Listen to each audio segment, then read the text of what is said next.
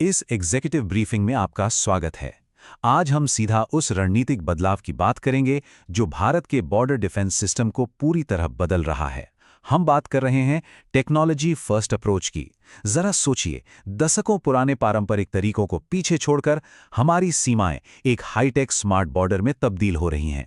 तो चलिए, बिना वक्त गंवाए इस आधुनिक रक्षा इंफ्रास्ट्रक्चर की गहराई में चलते हैं।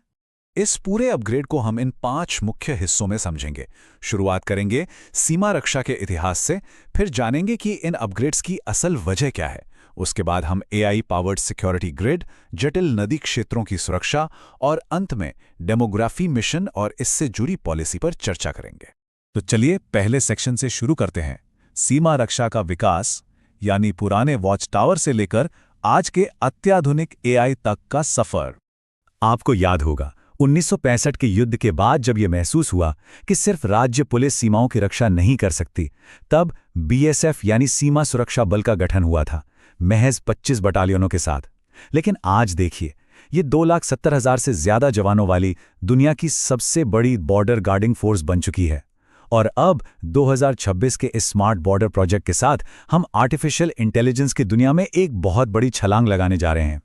इसे आप ऐसे समझ सकते हैं, अब हम उस पुराने सिस्टम से बाहर निकल रहे हैं जहां एक जवान को घंटों स्क्रीन घूरनी पड़ती थी या वॉच टावर पर खड़े रहना पड़ता था। उसकी जगह अब एक यूनिफाइड एआई प्लेटफॉर्म ले रहा है जो बिल्कुल रियल टाइम में ऑटोमेटेड और सटीक खुफिया जानकारी देता है। ये सच में एक गेम चेंजर है। अब आते हैं दूसरे सेक्शन पर, अपग्रेड के कारण। आखिर हमें अचानक इतने बड़े तकनीकी बदलाव की जरूरत क्यों पड़ गई? इस डेटा पर जरा गौर कीजिए। ये भारत बांग्लादेश सीमा पर पकड़े गए मवेशियों के ऐतिहासिक आंकड़े हैं। 2016 में ये संख्या 1,68,000 से भी ज्यादा थी। 2020 तक आते आते ये 46,000 के आसपास आ गई। कमी जरूर आई है, लेकिन जरा सोचिए, इतने बड़े पैमाने पर हो रहे क्रॉस बॉर्डर क्राइम को सिर्फ इंसानी आंखों के भरोसे मैनेज करना कितना मुश्किल है। थकान और इतनी लंबी सीमाओं को देखते हुए हर एक गतिविधि पर नजर रखना व्यवहारिक रूप से लगभग असंभव हो जाता है। और अब ये नंबर देखिए, 20,806। साल 2014 से 2024 के बीच हमारी सीमाओं पर 20,000 से ज्यादा घुसपैठियों को गिरफ्तार किया गया है। और तो और, जम्मू सेक्टर में 14 फीट लंबी भूमिगत सुरंगें तक मिली हैं। इसका सीधा सा मतलब यह है कि अब केवल कंटीले तार या फिजिकल फेंसिंग हमें पूरी तरह सुरक्षित नहीं रख सकते। खतरे अब जमीन के ऊपर ही नहीं बल्कि नीचे से भी आ रहे हैं। तो इन आधुनिक खतरों से निपटने का तरीका क्या है?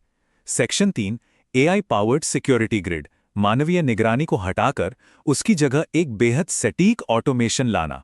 दिसंबर 2025 में इस यूनिफाइड एआई प्लेटफॉर्म का ब्लूप्रिंट फाइनल किया गया। ये सिस्टम बहुत ही तेजी से 4 स्टेप्स में काम करता है। सबसे पहले ये सीसीटीवी कैमरों से लाइव वीडियो स्ट्रीम लेता है, फिर उसे एक वीडियो एनालिटिक्स सर्वर पर प्रोसेस किया जाता है। अगर कोई भी संदिग्ध हलचल होती है तो सिस्टम सिर्फ 1 से 2 सेकंड के अंदर अलर्ट जनरेट कर देता है। और सबसे कमाल की बात है इसका human in the loop AI learning. मतलब अगर मशीन कोई गलत अलर्ट देती है तो इंसान उसे करेक्ट कर सकता है और मशीन अगली बार के लिए उससे सीख लेती है। इससे इंसानी थकान नाटकीय रूप से कम हो जाती है। बेशक इतने एडवांस सॉफ्टवेयर के लिए हार्डवेयर भी उतना ही मजबूत चाहिए। तो इंसानी आंखों की जगह अब क्या ले रहा है? Advanced motion sensors, high resolution वाले नाइट विजन कैमराज, हवा में ऊंचाई पर तैरने वाले माइक्रो एरोस्टैट्स और ड्रोन रडार सिस्टम। बीएसएफ ने तो ड्रोन से होने वाले खतरों से निपटने के लिए अपनी पहली डेडिकेटेड ड्रोन स्क्वाड्रन भी बना ली है। यह सच में आधुनिक सैन्य तकनीक का एक बेहतरीन उदाहरण है। आगे बढ़ते हैं सेक्शन 4 की तरफ, जटिल नदी क्षेत्रों की सुरक्षा, क्योंकि असली चुनौती तो यही है। अब यहां एक बहुत ही प्रैक्टिकल सवाल उठता है। मैदानी इलाकों में तो आपने बाड़ लगा दी, लेकिन आप किसी नदी पर बाड़ कैसे लगाएंगे? असम की विशाल ब्रह्मपुत्र नदी हो या गुजरात का दलदली सर क्रीक इलाका, यहां पारंपरिक तार की बाड़ लगाना फिजिकली पॉसिबल ही नहीं है। और सच तो यह है कि घुसपैठ और तस्करी का सबसे बड़ा खतरा इन्हीं इलाकों में होता है।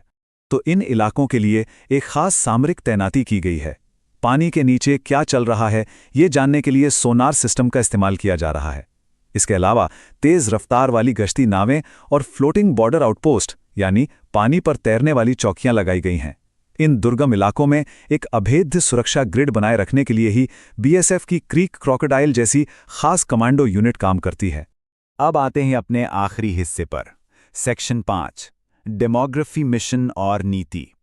क्योंकि तकनीक चाहे कितनी भी अच्छी हो, एक मजबूत पॉलिसी फ्रेमवर्क के बिना वो अधूरी है। इस पॉलिसी फोकस को निष्पक्ष रूप से समझने के लिए हमें सरकारी दस्तावेजों और स्रोतों में बताई गई एक अहम बात पर ध्यान देना होगा।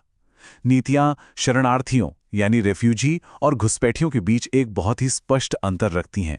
स्रोतों के अनुसार शरणार्थी वो हैं जो धार्मिक उत्पीड़न से अपनी जान बचाकर आते हैं, जबकि घुसपैठिए वो हैं जो आर्थिक या अन्य कारणों से अवैध रूप से सीमा पार करते हैं। इन दोनों को एक समान मानना तथ्यात्मक रूप से गलत बताया गया है। इसी अवैध घुसपैठ को मैनेज करने के लिए सरकार ने एक सख्त 3D नीति अपनाई है। ये 3D क्या है? डिटेक्ट, डिलीट और डिपोर्ट। यानी सबसे पहले घुसपैठियों की पहचान करना, फिर मतदाता सूची से उनका नाम हटाना और अंत में उन्हें वापस उनके देश भेजना। इसका सीधा सा उद्देश्य हमारे राष्ट्रीय संसाधनों और डेमोग्राफी को सुरक्षित रखना है। इस 3D नीति के साथ साथ केंद्र सरकार अब एक और बड़ा कदम उठा रही है। वो एक उच्च स्तरीय डेमोग्राफी मिशन लॉन्च करने जा रही है। इस मिशन का विशिष्ट लक्ष्य क्या है? सीमावर्ती राज्यों जैसे असम, पश्चिम बंगाल और झारखंड में जो असामान्य जनसांख्यिकीय बदलाव यानी डेमोग्राफिक शिफ्ट्स हो रहे हैं, उनका वैज्ञानिक अध्ययन करना। इस स्टडी के जरिए सरकार इन बदलावों के सामाजिक, धार्मिक और सुरक्षा प्रभावों की जांच करेगी ताकि अवैध बसावटों के खिलाफ एक ठोस और समन्वित एक्शन लिया जा सके। तो अब सब कुछ देखते हुए एक बड़ा सवाल हमारे सामने आता है। जैसे जैसे आर्टिफिशियल इंटेलिजेंस इन पुराने वॉच टावर्स की जगह ले रहा है और तकनीक हमारे डिफेंस की पहली लाइन को फिर से परिभाषित कर रही है, क्या ये स्मार्ट बॉर्डर और सख्त नीतियां मिलकर आधुनिक घुसपैठ को हमेशा के लिए रोक पाएंगी? क्या यही वो परफेक्ट सिस्टम है जिसका हमें इंतजार था?